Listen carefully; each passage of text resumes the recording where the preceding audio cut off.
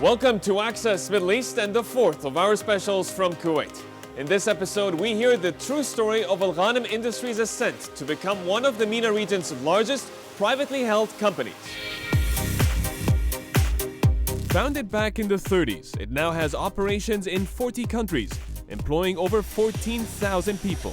But Alghanim Industries is fairly hard to pin down to one particular sector. In fact, its footprint extends far and wide, from being one of the biggest dealers for General Motors' leading brands to one of its biggest money spinners, electronics retail.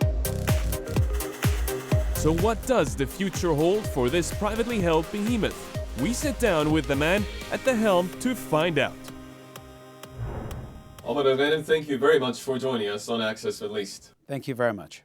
Alghanim Industries is one of the largest and oldest conglomerates in Kuwait. Your grandfather founded the firm in the 1930s, first to bring British petroleum to the region as we understand it. How did it all begin?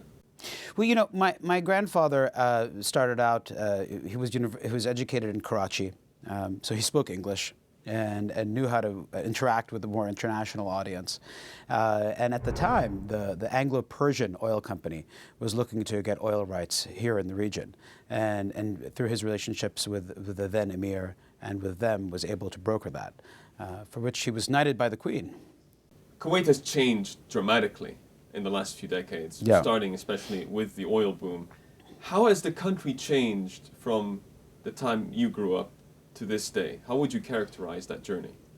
You know, I remember from, you know, the late 70s, early 80s, the way Kuwait used to be, and now it's become a younger population. So the percentage of the population that's below the age of 25 has increased tremendously.